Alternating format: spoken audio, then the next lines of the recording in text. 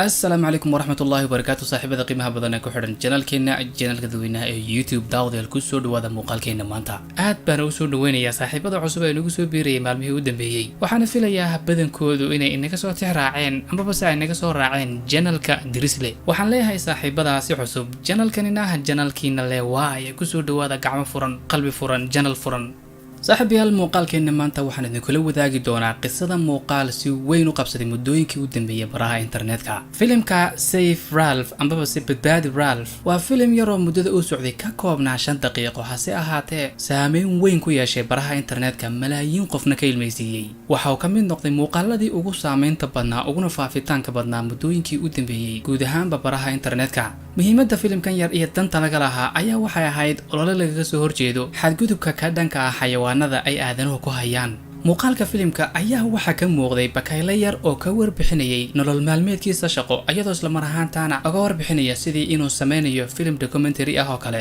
bakaylahan yar oo hal il iyo hal dhig bala ah ayaa waxa uu ka warbixinayay processka uu mari doono iyo habka loogu tijaabiyo xayawaanada maadooyinka kimikaalka ah ee lagu daro waxyaabaha ay dumarku isku qurxiyaan haddaba daawadayaal muuqaalkan gudihiisa waxaynu kaga dhargi doonaa xaqiiqada filimkaasi iyo fariinta uu sido balse intaynan muuqaalka u gudagelin fadlan haddii aad ku cusub tahay channelka dadweynaha ama si aanad weli subscribe saarin haatan ku soo biro subscribe saar si aad inooga mid noqotid oo la socotid muuqaalada sidoo kalena muuqaalkani aad daawanaysid haatan like saar si uu dad badan u gaadho hal arrinna inaan yara cadayaan jecelahay anoo kusii talax tegin muuqaalkii kan ka horreeyay ee channelka soo gelinay xogay waad la yara yaabteen maadaama aad ka maqasheen shakhsi aynaad weli hore channelka uga baran oo ka hadlaya markiiba fariimadii soo dirteen hayaay war channelkii oday kale ka hadlaya miyaa lagala wareegay miyaa laga xaday miyaa iibisay sidoo kale arrinta shakiga keentayna waxay ahayd muuqaalka committee uu ka xidhnaa warintii shakhsigaasi aniga ma ahayn hase ahaatee waxa uu ahaa wiil walaalkeen ah oo barnaamijkaasi soo diyaariyay isla mar ahaantaana jeclaystay inaan la wadaago asxaabta ku xidhan channelka dadweynaha muuqaalkuna kolleyda saad ka aragteen waxa uu ahaa muuqaal waxtar leh sababta uu committee u xidhnaana waxay ahayd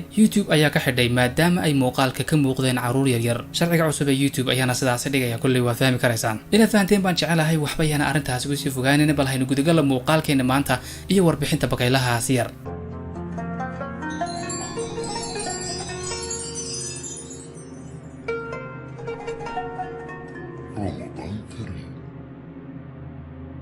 soo dhawaada saaxiibayaal mar kale balse intaynan u gudagelin ka warbixinta xaqiiqooyinka iyo asraarta ku duugan filimkaasi bal haynu wada daawano marka hore filimkan muuqaalkan ayaa waxa ka muuqda bakaylaha ay ugu magac dareen Ralph oo u muuqda sidii inuu TV warbixin siinayo oo kale asagoo isla mar ahaantaana uga warbixinaya nolol maalmeedkiisa.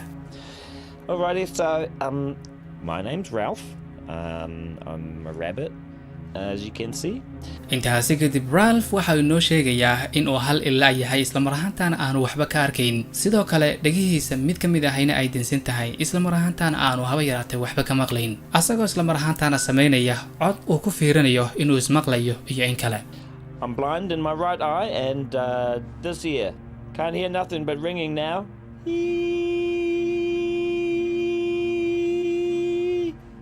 Yeah, it's annoying, isn't it? intaasi kadib Ralph waxa uu noo wareejiyaa dhinaca iyo xamaamka asagoo isla mar ahaantaana ku caadayanaya kana warbixinaya dhibaatooyinka uu kala kulmo maadooyinka ay culimadu ku tijaabiyaan jirkiisa iyo saameynta ay maadooyinkaasi u geystaan afkiisa iyo gebi ahaanba jirkiisa. I had my fur shaved and got chemical burns up and down my back. Kind of stings, eh? But it's not a big deal. It only really hurts when I like breathe or move around or whatever. Yeah. Ow. Yeah, that hurts. But at the end of the day, I mean, it's okay. We do it for the humans, right? asagoo cuntaynaya ayaa waxa uu ka warbixiyaa qisada qoyskiisii waxa uu sheegaa in guud ahaanba qoyskiisii ayaguna sidoo kale ay soo mareen shaqadan asagoo sheega inuu ku waayay hooyadii aabihii iyo caruurtiisii intaasi kadib waxa wejigiisa ka soo muuqata murugo aad u badan ilin ayaana indhihiisa ku soo istaagtaa. Point is, I'm not a space bunny. I'm a tester. My daddy was a tester, my mum, my brothers, my sisters, my kids, all testers. And they all died doing their job. Like I will. That's okay. Testing is what we were born to do. It makes us rabbits happy.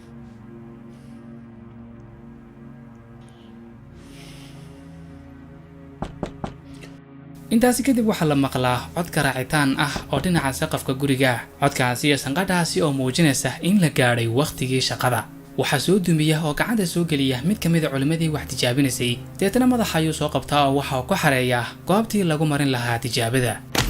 Now I know it looks bad, but the way I see it, I'm doing my job.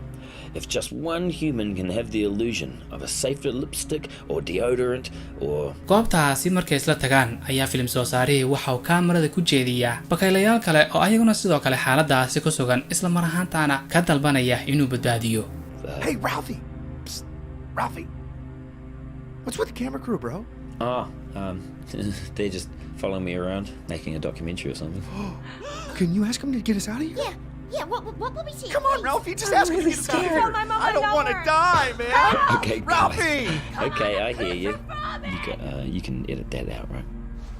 intaasi kadib waxa u yimaada shakhsigii ku fulinayay tijaabada deetana ishiisii caafimaad ka qabtay ayaa waxa uu ku shubaa maadadii tijaabada ahayd ee loogu talagalay. marka tijaabadaasi lagu fuliyo kadib waxaa soo muuqda bakaylihii yaraa oo ay xaaladiisu aad u xun tahay isla mar ahaantaana kaamarada ka sii jeeda, yacni kaameradii uu waraysiga siirayay ayuu ka sii jeestay, arrintaasi oo muujinaysa inuu sidoo kale ishii kalena waayay. intaasi kadib waxa uu la hadlaa dadka isticmaala agabka intaan la soo saarin ka hor lagu soo tijaabiyo xayawaanada, asagoo isla mar ahaantaana dadka u sheega wadamadoodu haddii ay mamnuucaan tijaabooyinkan xanuunka badan ee lagu fulinayo xayawaanada inay noqon doonaan bilaa camal. yacni waa isakaynaya waxa uu leeyahay haddii aan arrintaasi weyno sida xayawaanada kale aanu iska noolaanaynaa oo buuraha iyo kaymaha ayaan isaga noolaanaynaa. I'd just like to say to everyone out there still buying animal tested cosmetics like eyeliner, shampoo, sunscreen, pretty much everything in your bathroom. Well, without you and countries that allow animal testing, I'd be out of a job. I'd be on the streets. Well, not the streets, more like a field, I guess. You know, like a normal rabbit. But hey, halkaasi ayaanu ku dhammaadaa filimkaasi yar ee kooban ay soo saareen ururka lagu magacaabo Human Society International, ayadoo isla mar ahaantaana lagu iftiiminayay oo lagu muujinayay dhibaatooyinka lagu hayo bakaylayaasha iyo xayawaanada kale, ha noqdaan maadooyinka la isku qurxiyo iyo sidoo kale daawooyinka la isticmaalo. waxaana si gaar ah filimkani ugu wajahnaa shirkadaha soo saara agabka ay dumarku isku qurxiyaan, ha noqdaan xamuuradaha amaba se rooseetooyinka, ha noqdaan eyelinerska amaba se indhakuulaha, maadooyinkan indhaha lagu madoobeeyo amba qalin sunnayaasha hadba sidaad u taqaanaan, iyo kuwan indhaha korkooda la mariyo. shirkado badan ayaa intaanay maadooyinkaasi soo saarin ka hor waxay ku tijaabiyaan bakaylayaasha maadaama ay yihiin maadooyin kimikaal ah oo aad u halis badan, dhibaatooyin badanna horseedi kara. sidaasi awgeed xayawaanadan ayaa lagu tijaabiyaa. xayawaankaasi marka lagu tijaabiyana arrintiisu laba mid bay noqon: in cilmi baadhista iyo daraasadaasi la sameeyay noqoto mid hirgasha oo lagu guulaystay isla mar ahaantaana wax dhibaato u keenin xayawaankaas, iyo inay noqoto mid lagu fashilmay isla mar ahaantaana xayawaankaasi u geysata dhibaato aad u badan. inta badanna maadooyinkaasi marka lagu tijaabiyo xayawaanadaasi waxay la kulmaan dhibaatooyin aad u badan oo ay ka mid tahay burbur iyo googo ku yimaada maqaarka sare ee jirkooda iyo guud ahaanba dhibaatooyin caafimaad darro oo soo wajaha xayawaankaas. ugu dambayna xayawaanadaasi lagu fuliyay tijaabooyinkaasi waa la dilaa. aad ayaana loo sii hormariyay tijaabooyinka lagu fuliyo xayawaanada, gaar ahaan bakaylayaasha oo lagu fuliyo tijaabooyinka dhinaca isqurxinta san hore soo sheegayba. bakaylayaashuna waxay ka mid yihiin xayawaanada xasaasiga ku ah oo aan jeclayn iftiinka badan, isla mar ahaantaana badanaa waxay ku nool yihiin godad aad u dhaadheer oo dhulka hoostiisa ah. sababta loo xushay bakaylayaasha in tijaabooyinka noocaasi lagu fuliyo ayaa waxay tahay bakaylaha xajmigiisa oo yar iyo sidoo kale tarankiisa oo aad u badan. sidoo kale bakaylayaashu waxay ka mid yihiin xayawaanada degan ee aan samaynin dhibaatooyinka waqtiga lagu fulinayo tijaabooyinka, oo ayadoo jidhkoodii la walaaqayo oo maadooyin lagu shubayo jidhkoodii ayaanay haddana wax dhaqdhaqaaqa samaynayn oo taagnaanayaan goobtii loogu talagalay. sidoo kalena indhaha bakaylayaasha waqtiga lagu fulinayo tijaabooyinka badanaa ma ilmeeyaan oo ilma kama soo daadato, waxaana ka mid yihiin indhaha bakaylayaashu indhaha ugu adkaysiga badan. inkastoo tijaabooyinka lagu fuliyo xayawaano kala duwan oo ka mid yihiin bisadaha, jiirka iyo aydu, haddana markay noqoto dhinaca maadooyinka la isku qurxiyo waxa si weyn loo adeegsadaa oo maadooyinkan lagu tijaabiyaa bakaylayaasha. tijaabooyinkan lagula kaco bakaylayaasha ayaa waxay bilaabatay sanadadii 40meeyadii, ayadoo waqtigaasi soo ifbaxeen tijaabooyin ay ugu magac dareen dries, ayadoo tijaabooyinkaasi lagu daah qaaday maadooyin sun ah oo lagu talagalay dhinaca makeup iyo isqurxinta. waxaa go'aan lagu gaadhay intaan la soo saarin ka hor in lagu tijaabiyo bakaylayaasha, ayadoo isla mar ahaantaana tijaabooyinkani lagu fulinayay qaybo badan oo ka mid ah xubnaha xayawaanka bakaylaha sida indhaha, dhagaha iyo meelo kale. tijaabooyinka noocan ayaa xayawaankaasi waxay ku soconayaan muddo ku dhawaad 14 cisho ah. maadooyinkaasi lagu darayo agabka isqurxinta markay kasoo gudbaan tijaabooyinkaas ayaa la suuq geynayay isla mar ahaantaana caalamka loo kala iib geynayay. tijaabooyinkaasina sidaan hore usoo sheegayba xayawaankaasi lagu tijaabiyey inta badan waxay u horseedaan xayawaankaasi inuu indhaha beelo ambaba se uu beelo dhagaha ambaba se ay dhibaatooyin ka soo gaadhaan dhinaca maqaarka. haddaba tijaabooyinka noocan ayaa markii u horreysay waxaa la yimid laba dhakhtar oo lagu kala magacaabo John H. Dries oo tijaabadan ugu magac daray magaciisa iyo digtoor lagu magacaabo Jacob M. tijaabooyinka noocani markii ay in muddo socdeen ayaa kadib markii ay soo ifbaxeen oo ay caan noqdeen ayaa waxay dhaliyeen muran iyo dood ku aadan tijaabooyinka noocaas gaar ahaan markii la faahfaahiyey habka xayawaanada loogu tijaabiyo. culimadii tijaabooyinka noocaasi ku lugta lahaa ayaa waxay la kulmeen cadaadis iyadoo isla mar ahaantaana kala kulmeen ururada u ololeeya xuquuqda xayawaanaadka. cadaadiskan ayaa waxaa sababay in la joojiyo tijaabooyinka noocan. hase ahaatee lama wada joojin oo waxay la yimaadeen farsamo kale oo ah in ay xayawaanada tijaabooyinka lagu fulinayo ay sooxiyaan intaana lagu fulin tijaabada si aanay u dareemin xanuunka. balse tijaabooyinka noocani sanado badan bay socdeen waa ay sii faafeen kumanaan xayawaan ah ayaa tijaabooyinka noocaasi naftoodii ku waayey. markii ay tijaabooyinka noocani muddo badan soo socdeen isla mar ahaantaana ay soo baxeen baraha ay bulshadu ku wada xidhiidho ayaa waxaa soo baxay shirkado aad u tiro badan oo dhinaca isqurxinta ah isla mar ahaantaana adeegsanaya tijaabooyinka noocan. hase ahaatee shirkadahan ayaa waxa ay cadaadis aad u culus kala kulmeen ururada u ololeeya xuquuqda xayawaanaadka. markii arrintii sii adkaatay ayaa waxay bilaabeen wadamada qaari inay joojiyaan gebi ahaanba tijaabooyinka noocaas. wadankii ugu horreeyay arrintaasi ku dhawaaqayna waxa uu ahaa dalka Mareykanka. hase ahaatee tijaabooyinka xayawaanaadka lagu fuliyo ma aanay wada joojin oo keliya waxay joojisay tijaabooyinka loogu sameeya dhinaca isqurxinta oo waxay tijaabooyinkaasi kusoo koobtay oo keliya dhinaca daawooyinka kuwa loo adeegsado yacni dhinaca daawooyinka caafimaad sida kuwa cudurrada laga hortago. muddo kadibna waxaa tijaabooyinka noocan ee loogu fulinayo xayawaanada dhinaca isqurxinta waxaa laga mamnuucay sidoo kale wadamada Yurub oo Yurub waxaa laga mamnuucay tijaabooyinka xayawaanaadka loogu fuliyo dhinaca isqurxinta ayaa sidoo kale waxay mamnuuceen gebi ahaanba in la suuq geeyo agabkaasi soo maray tijaabooyinka xayawaanaadka. waxay yidhaahdeen khalaas xayawaano badan nafta waanu soo dhaafinay oo nolosha waynu ku cadaabnay intaasi ka badan waynu ku haligmaynaaye halkaasi nagaga joojiya. markii laga mamnuucay wadamada Yurub tijaabooyinka noocaas ee lagu fuliyo xayawaanaadka sanadkii 2013 sidoo kale dalka India ayaa waxa uu ku dhawaaqay inuu asaguna mamnuucay tijaabooyinkaasi lagu fulinayo xayawaanada waxaanay India soo saartay qaraar ah qofkii amarkaasi iska dhaga tira ay xayawaanada ku sii wada tijaabooyinkaas waxa uu la kulmi doonaa ciqaab xabsi ah. ugu dambayna Chinaha oo aad uga soo habsaamay ayaa asna sidoo kale waxa ku dhawaaqay inuu joojiyay tijaabooyinka caynkaasi ee lagu fulinayo xayawaanaadka. imika waxaa laga yaabaa inaad su'aal isweydiinaysid sideen ku garan karaa agabkayga guriga ii yaalan isticmaalo kooda soo maray tijaabooyinkaasi lagu fuliyo xayawaanada iyo midkooda aan soo marin. dhibaato ma laha aniga imika ku fahansiinaya aniga walaalka ah soo maaha aniga ku fahansiinaya waxaad soo qaadataa aniga lafteedu waan soo qaadan doonaaye kareemyada aad isticmaashid ee guriga yaal noocyada kala duwan ee ah makeup-yada noocyada kala duwan ee aad isticmaashida guriga ku yaal dawada aad ku cadayato shaambuuga iyo waxyaabihii kale ee la isku qurxiyo. haddaba dhammaantood waxaad ka fiirisaa calaamada yar ee bakaylaha. calaamadaasi haddii aad ka heshid micnaheedu waxay tahay itemka aad isticmaalaysid waa saafi oo waa uu ka maran yahay tijaabooyinkaasi xanuunka badan ee la soo marsiiyey bakaylaha iyo xayawaanada kale la midka ah. xataa haddii aad calaamadaasi ka weydid waa inaad ka heshaa calaamadahan kala duwan oo dhammaantood muujinaya bakaylaha maadaama uu bakayluhu yahay xayawaanka ugu badan ee loo isticmaalo. waa tahay anigu haatan waxaan soo qaatay qaybo ka mid ah agabka aynu isticmaalo ee guriga yaal. kuwani idiin muuqda qaar ka mid ah bakaylaha yari waa uu ku sawiran yahay sida kuwan idiin muuqda oo kale. taasi oo micnaheedu tahay maanay soo marin tijaabooyinkaasi lagu tijaabinayo oo lagu ciqaabayo xayawaanaadka kale.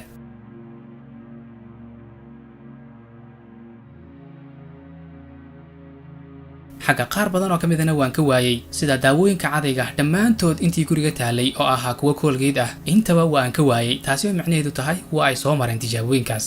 iyo sidoo kale conditionerigan idiin muuqda oo ah miduu Faransiisku soo saaray asna waan ka waayay waad ila fiirin doontaan haddii guriga idin yaalaan. waa tahay haddaba intan halkaasi aynu kaga gudubno. haddaba ugu dambayn ayadoo wadamada badankooda laga mamnuucay tijaabooyinka noocan haddana ilaa waqti xaadirkan waxaa jira shirkado fara badan oo adeegsada tijaabooyinkani lagu fuliyo xayawaanaadka gaar ahaan bakaylayaasha. tijaabooyinkan ayaa xayawaanaadka waxay ugu fuliyaan hab sir ah oo qarsoon xaaladuna ma wanaagsana oo si weyn ayaa loo adeegsadaa. kumanaan bakaylayaal ah ayaana naftooda ku waaya ambaba se u indhabeela makeup loogu talagalay gabar yahayn adiga si aad u marsatid ayadoona wax dhibaataa kuu soo gaadhin. sababtuna ma aha danayn ay adiga kuu danaynayaan ee keliya waa inuu suuqooda u socdo oo haddii ay dhibaatooyin dadka ka soo gaadhaan dee shirkadaasi cid wax ka iibsanaysa ma jiraan oo muhiimadoodu ma aha naxariis ay noolo kale u hayaan keliya waxay ka tahay inuu suuqoodu si fiican ugu socdo. filimkani yar haddii aan u soo laabano bakaylahani yar ay ugu magac dareen Ralph asal ahaan waa buube ambaba se bombalo loo ekeysiiyay bakaylaha oo ay hay'adani oo laleysay xuquuqda xayawaanaadku ay soo saartay waxaana soo saaray filimkan ninkani idin muuqda oo ah soo saare dhinaca kalena ah